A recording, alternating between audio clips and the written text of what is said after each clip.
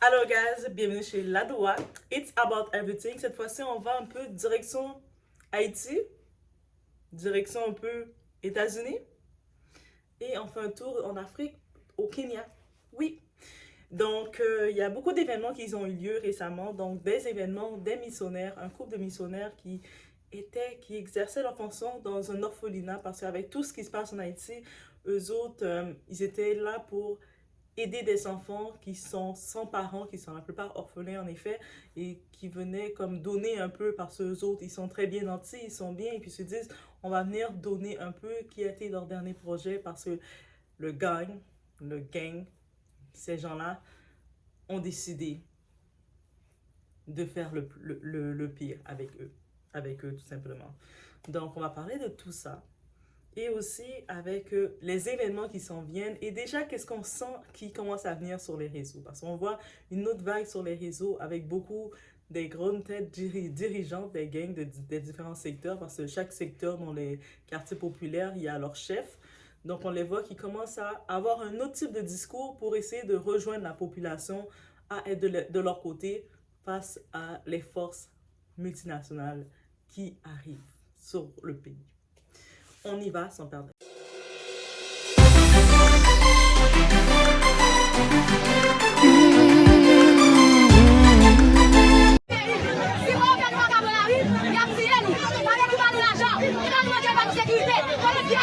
On sait déjà, la situation en Haïti, ça dure depuis longtemps. C'est hors contrôle, ça dure depuis longtemps. On peut dire que beaucoup ont perdu leur maison, ont dû déserter les rues pour soit s'en aller rapidement dès qu'ils avaient la possibilité en province ou dans d'autres départements pour essayer de tout laisser derrière eux, de laisser tout, tout. Donc partir avec le peu de choses juste pour courir, pour partir dès qu'ils ont la possibilité. Beaucoup se retrouvent, ceux qui peuvent aller dans un autre pays, que ce soit en République dominicaine, un peu partout, courir à la fuite. Ils l'ont fait. On sait aussi que d'autres qui se retrouvent là, ils se retrouvent dans la peur constante et tout. Ils se retrouvent dans la peur constante. Donc, c'est état de crise, état de désespoir sur les terres en se disant qu'est-ce qui va nous arriver. Les enfants, on peut imaginer les écoles dans la capitale, il n'y a pas d'école. Ils ne peuvent pas aller à l'école. Donc, les gangs qui parlent, qui font une révolution, ils ont saboté l'école, l'éducation des enfants. Donc, je ne sais pas la révolution dans leur tête, c'était quoi. Bref, ils ont détruit des églises pour pouvoir, je pense que leur message c'est pour toucher le gouvernement, mais ils détruisent des églises, ils détruisent des écoles, ils détruisent des hôpitaux. Récemment, je me rappelle, j'avais vu une nouvelle qui disait qu'il y avait un camion où il y avait des infirmières, docteurs et tout qui étaient dans un bus pour aller d'un département à un autre. Ils ont décidé d'arrêter le bus, de les faire du mal, juste pour les faire du mal. J'essaie de réfléchir, de dire, tu détruis des ressources humaines de ton pays qui sont des personnes qui travaillent dans la santé. C'est quoi le projet que tu avais pour le pays?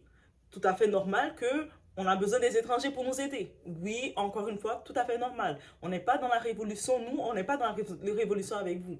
Ils arrivent, jusqu'à maintenant, les vols sont supposés reprendre parce que j'imagine avec le plan qu'ils ont de venir prendre le contrôle. Donc, le plan qui est prévu de prendre le contrôle, de nettoyer un peu, parce que oui, on a besoin de nettoyage dans les quartiers populaires. Donc, les vols risquent de reprendre d'ici juin et quelques. Il y en a déjà quelques vols qui ont commencé à être repris de Haïti jusqu'à Miami, mais bref. Et je pense que l'effet tournant qui les a encore plus piqués, c'est qu'est-ce qui est arrivé aux deux missionnaires. Et il y a aussi un responsable de l'orphelinat qui est avec eux, qui a aussi perdu la vie, tristement, tragiquement, par ces bandits qui n'ont aucune sympathie réelle pour Haïti. Et eux autres, c'est comme ils ont choisi leur mode de vie et puis ils veulent régner dans leur mode de vie. Mais comment tu peux penser rester bandit dans ton mode de vie, vendre tes substances, faire tout ce que tu veux et que c'est normal? Bref, et qu'est-ce qui tombe pour eux dans tout ça? Dans une des missionnaires, c'était la fille, Nathalie Lloyd, c'était la fille d'un député républicain qui était en train de faire du bénévolat, en train de faire de l'aide humanitaire dans un orphelinat pour s'occuper d'enfants qui sont seuls, pour apporter un peu d'amour à sa façon, venir donner du don avec son mari. Et son mari, ils étaient venus là. Mais ça a été l'élément iceberg pour tout changer la donne. Et là, on voit, on regarde le tout, on voit beaucoup de choses qui arrivent parce qu'on sait que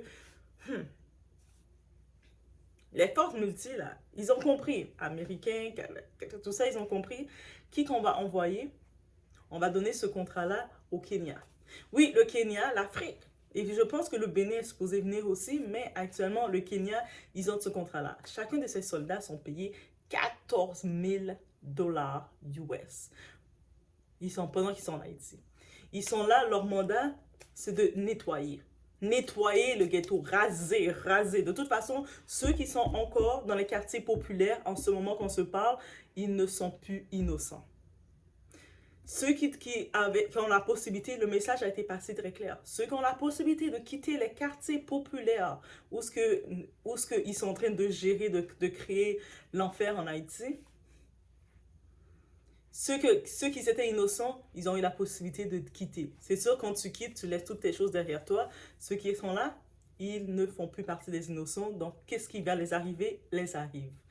Et avec tout ce qu'on voit, la frustration qu'on a, que ce soit la diaspora, que ce soit nous qui sont originaires d'Haïti et puis qu'on regarde ça, on regarde qu'on ne peut pas aller comme...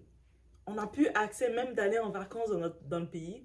On n'a pas accès parce qu'ils ont bloqué les aéroports, ils bloquent les routes quand ils veulent. Tu sais que quand tu parles à ta famille là-bas, tu entends que tes petits cousins, tes cousins peuvent pas aller à l'école. Ceux qui sont dans la capitale, parce qu'au moins dans les autres départements, il y a encore des possibilités, mais ceux dans la capitale, il n'y a même pas de possibilité de dire on va aller à l'école, on va aller faire quelque chose. Non. Tout est complexe et compliqué. On se dit on n'a pas le choix. On n'a plus le choix de accepter d'être contrôlé à cause de cette mentalité de soi-disant révolutionnaire. Et là maintenant, je regardais comme ça, en vrai, je regardais ça rapidement comme ça. Sur TikTok, on voit certains bouts de leur entrevue de différents chefs. Chacun, ils viennent tous avec un discours qui a l'air presque révolutionnaire. Tu as presque envie d'avoir de la sympathie pour eux, mais vite, très rapidement, tu te rappelles qu'est-ce qu'ils font. Tu te rappelles qui qu'ils sont. Tu te rappelles le mal qu'ils ont fait, les vies qu'ils détruisent comme ça, et ils prennent plaisir. Il y a quelques temps de ça, avant qu'ils voient, qu'ils ont la confirmation que le Kenya arrivait, les Kenyans arrivaient, on les voyait en mode... on les voyait vraiment en mode comment? En mode à se dire, oh, nous, si on n'a pas ce qu'on veut dans le pays, on va faire Haïti, on peut soit le faire devenir un paradis ou soit devenir un enfer. Et puis on n'a pas de problème de faire Haïti devenir un enfer. Non, mais vous allez brûler en enfer. OK? Et non le contraire. Et c'est drôle aussi. Parce que les autres, on parle que les bandits, on sait qu'Haïti, c'est aussi très dans le mystique.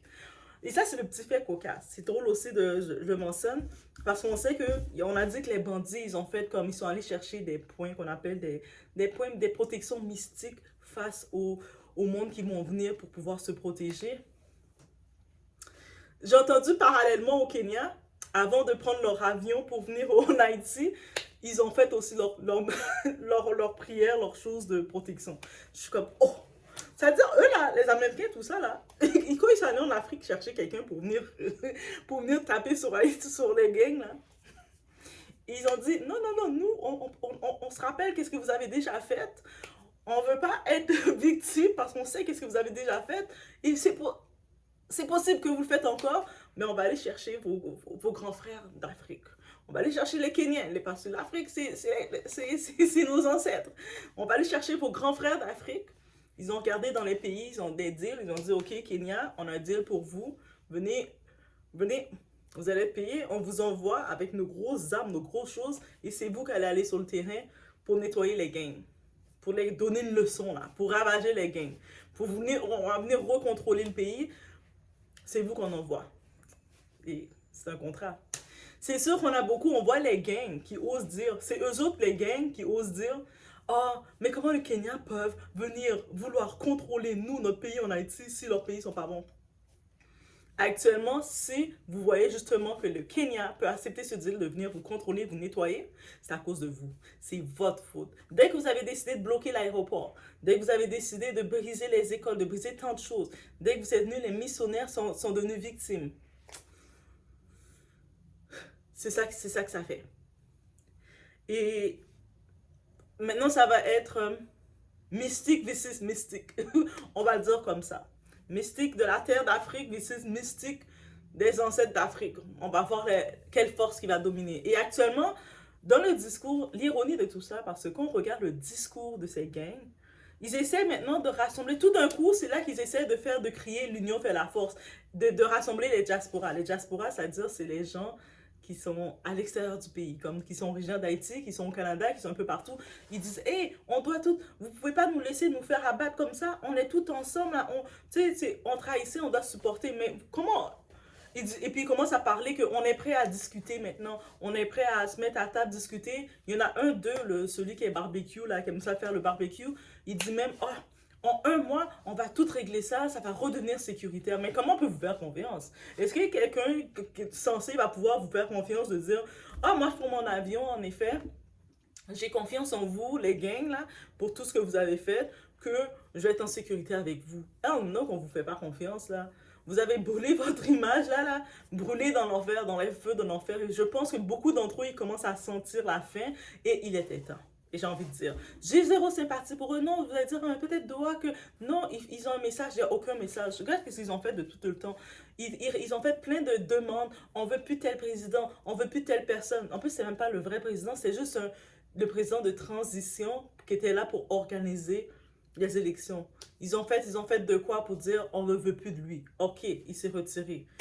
Juste, ils commençaient à dire, quand vous dites vous voulez pas quelque chose, qu'est-ce que vous présentez? Ils présentent rien du tout. Désolé, vous les bandits, vous n'êtes pas qualifiés pour être président. Vous le savez très bien. Vous n'êtes pas qualifiés, vous êtes des bandits, c'est pour ça que vous êtes dans le hors-la-loi, vous faites vos trucs, mais on va pas vous mettre président non plus. Et ça serait le toupet, hein? Ça serait la cerise. Donc, j'ai envie de dire. Là, maintenant, leurs discours sont tous dans le même sens. Ils essaient de parler de que, en vrai, ils sont des révolutionnaires. Attends, toutes les gens, là, qui ont déserté leur maison familiale, là, qui sont obligés de tout abandonner, les gens que vous avez torturés, vous avez fait du mal, là, vous avez créé des traumatismes chez eux. C'était pour votre révolution que vous l'avez faite. Il n'y a aucun message de révolutionnaire chez vous. Donc, ça veut dire que maintenant, on voit le Kenya qui arrive, qui vient vous taper, qui vient raser, même pas taper, qui rase complètement. Oui, ça a l'air radical à dire comme ça, mais rendu là, quand dans toutes tes parties, tu as une main qui t'empêche de vivre, qui t'amène à pécher, qui te nuit, qui a la gangrène, tu coupes la main complètement. Tu le coupes complètement. Dans l'histoire, on va se rappeler d'eux de quoi? On va se rappeler comme étant, à cause d'eux, on a dû avoir une autre occupation. Oui, c'est juste comme ça qu'on va se rappeler d'eux. Eux autres, les bandits, ils sont venus, ils ont tellement venu faire de vacarme, ils sont venus bloquer les aéroports. C'est-à-dire, quand ils bloquaient les aéroports, c'était quoi qu'ils vous disaient? Ils ne voulaient pas que la diaspora, les gens à l'extérieur, ont accès au pays. Donc, ça veut dire qu'ils voulaient tout contrôler pour eux. Là, maintenant, ils voient que, vous êtes allé trop loin dans vos trucs. Maintenant, il y a des forces qui viennent prendre contrôle. Oui, ils vont faire une occupation. Oui, là maintenant, c'est là qu'ils se rendent compte des biens précieux parce qu'il y a encore des minéraux, des très précieux parce que vous savez, beaucoup dans le peuple, ils ne veulent pas travailler la terre, on ne travaille pas la terre.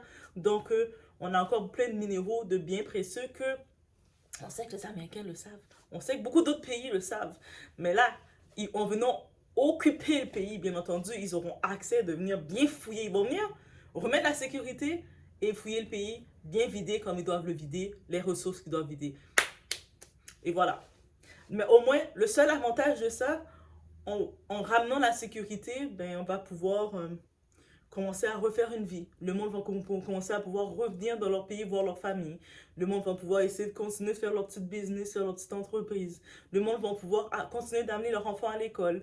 Le monde va pouvoir sortir dans la rue et sans avoir peur de se dire, est-ce que je suis encore vivant? Donc, on a fait le choix. On a même plus, c'est même pas un choix qu'on nous a donné. C'est les gangs, les bandits qui nous ont forcés à ce choix-là. Et là, maintenant, ils essaient de penser qu'on va avoir la sympathie pour eux. Moi, désolé, je sais pas, j'ai zéro sympathie pour eux. Et on attend juste de voir qu'est-ce qu'ils vont faire, les forces.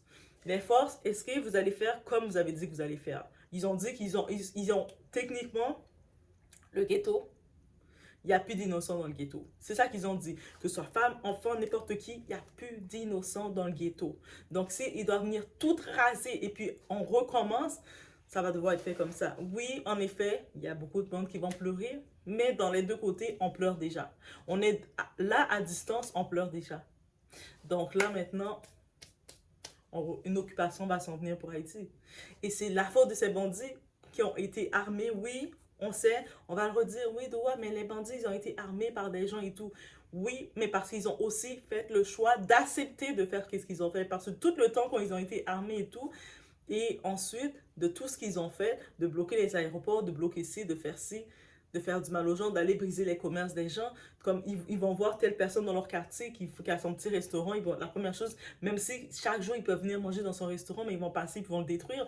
Ça, c'était leur choix aussi. Donc maintenant, tout vient. Tout vient comme ça doit venir. De penser à venir, juste de penser leur état, ce groupe-là, ils ont pensé à venir dans un orphelinat où ce que des personnes sont déjà démunies de parents, qui sont abandonnés, qui sont seuls, de rentrer dans l'orphelinat pour venir piller l'orphelinat jusqu'à éliminer des missionnaires. Juste imaginer leur sans scrupule de faire ça. C'est-à-dire qu'on ne peut pas avoir zéro compassion pour eux. C'est au contraire, on se dit, il était temps. Il était tellement temps qu'une action se fait. On va dire que oui, on entend leur discours, mais non, on est supposé être dans notre pays de faire ce qu'on veut. Non, les Haïtiens pour Haïti, l'hypocrisie de ça. L'hypocrisie de ça, hein. Haïti pour les Haïtiens, mais les Haïtiens, vous allez vous piaffer, vous allez faire rouler aux États-Unis, vous allez vous rouler, chercher toutes les opportunités pour aller au Canada, pour aller en France, pour aller dans les pays des gens. Mais là, maintenant, c'est maintenant que vous sentez que Haïti, c'est pour les Haïtiens. En disant ça, en ouvrant votre bec de dire ça, vous ne sentez pas que ça pique. Au contraire, je pense que la bouche doit faire « Oh, je ne peux pas dire ça ». Vous êtes en République dominicaine tellement que vous faites du désordre chez eux qui sont fatigués. Ils ont chaud de vous. Les quartiers les plus chauds en République dominicaine, c'est le quartier où il y a les Haïtiens. On se demande pourquoi. Pourquoi? À Miami, c'est la même chose. Les deux Haïti, moi, je pensais que c'était comme génial d'aller visiter l'île de Haïti, comme c'est le quartier, l'île de Petite Haïti. On m'a dit, vas-y pas là, c'est dangereux. Qu'est-ce que tu dis là? Ça, c'est le quartier le plus dangereux, c'est le ghetto. Ça veut dire que tu peux même pas aller là. Peut-être la journée, dépendant, si tu connais du monde, tu peux y aller, mais moi, j'ai pas osé y aller. Peut-être l'île de Havana, le petit Cuba, c'est correct, c'est touristique, tu peux aller te promener. C'est-à-dire, partout où on est quelque part, on doit créer le ghetto comme ça. On doit créer la crainte chez les gens comme ça. Mais là, maintenant, oui, ils viennent gérer chez nous. La même façon on va gérer chez les gens. Oui, on est au Canada. Oui, on est aux États-Unis. Oui, on est en France. Oui, on est un peu partout. Mais maintenant, le monde, ils viennent te gérer chez toi parce qu'ils voient que ça devient n'importe quoi. Ils voient que ça devient incontrôlable. C'est incontrôlable. Le peuple, on demande même aux États-Unis, on demande à l'international, aidez-nous. Aidez-nous, on n'arrive plus. Quand on a notre famille là-bas, c'est-à-dire qu'il y a des pays qui sont obligés de venir chercher leurs ressortissants, payer plein d'argent, comme le Canada, qui sont venus chercher les ressortissants qui sont là-bas. Il y a les pays qui commencent à aller chercher leurs ressortissants parce qu'il y a cette obligation qu'ils doivent faire face aux ressortissants. Mais là, ils se sont dit, ben là, il faut faire une gestion. Oui, ça va créer une occupation. Combien de temps ça va durer l'occupation? On ne sait pas. Ça risque de durer un bon moment. La seule façon, peut-être suite à cette occupation, ça va créer une nouvelle génération de leaders qui vont bien faire les choses. Parce qu'il y a deux types de leaders. Il y a les leaders de l'enfer, il y a les leaders qui peuvent bien faire les choses. Actuellement, on a été géré par les leaders de l'enfer qui nous amenaient en enfer. Ils n'avaient aucune compassion, aucun sentiment de se dire, mais non, on ne va pas les piller un orphelinat. Eux autres, ils y vont direct. Ils ne se disent pas, oh, regarde tous les enfants dans la rue, nous, on n'a pas eu d'opportunité. Mais qu'est-ce que vous faites? La première chose qu'ils font, ils détruisent toutes les écoles, ferment toutes les écoles. Les enfants qui sont là, qui les regardent, leurs enfants peut-être même qu'ils ont fait, ne peuvent pas aller à l'école. C'est-à-dire que vous condamnez déjà la jeunesse qui est l'espoir. Parce que vous avez décidé, vous êtes dans une autre votre monde de l'enfer. Ah mais non. Fait que oui, on sait que le Kenya c'est en route. Et puis une autre petite parenthèse à part, parce qu'il y a beaucoup de monde qui regardait.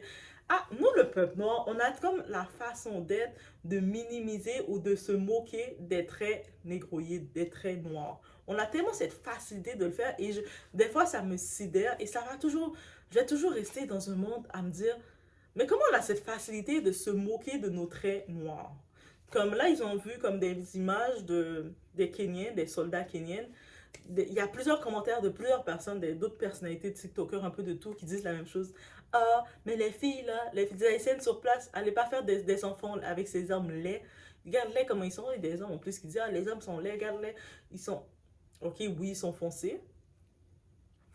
Oui, ils sont ci, ils sont ça. Mais nous-mêmes, on est foncés. Dans les îles, on fait partie du peuple le plus foncé. On sait qu'au République dominicaine, il y a autant de noirs, mais ils mettent plus en avant les personnes claires. On sait. On sait un peu partout. Peut-être Jamaïque, eux autres. Par contre, les Jamaïcains, je les trouve pas aussi moqueurs que ça des traits noirs. Mais on a cette facilité-là. Puis je me dis, de toute façon, ils sont pas venus pour ça. Peut-être derrière, il y a deux, trois filles qui vont peut-être. On sait déjà, les soldats, quand ils viennent dans des places, il y a toujours deux, trois naissances qui se perdent comme ça en chemin.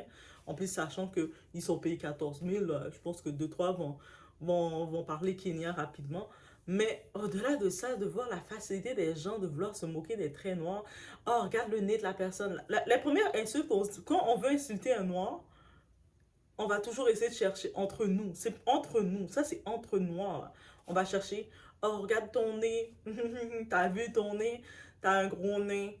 On a ta bouche. T'as une grosse bouche. Oh, regarde. Et puis, c'est tout des traits de noir. Et puis, on a tellement cette facilité de le faire et qu'on se rend pas compte qu'en faisant ça, même si pour nous, c'est naturel, ça sort de notre cœur, les étrangers, ils nous voient nous tacler sur notre physique. Et puis après, on va jouer aux sensibles. On va être très émotif. Quand on va voir l'étranger, il va répéter, oh, regarde son nez. Oh, c'est vrai, son nez est dans ben gros. Et nous, on ne comprend pas que c'est nous-mêmes qui créons ce complexe-là de le dire et d'être à l'aise de le prononcer, de se moquer de ça, de réduire ça.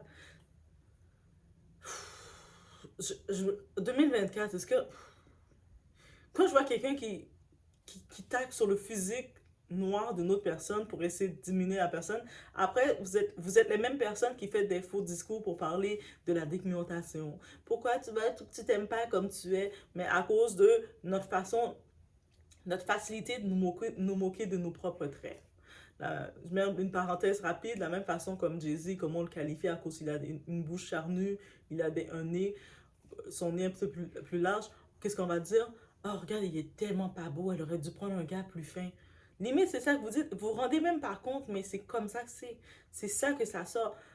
Et je pense qu'en effet, bientôt, il risque d'avoir un peu plus de mélange en Haïti avec cette occupation, parce qu'on sait que le Kenya qui vient faire son premier travail de nettoyage, nettoyer, mais pendant l'occupation, le temps que eux autres, là, vous pensez pas qu'ils vont venir juste nettoyer, clean le pays, mettre la sécurité pour après partir.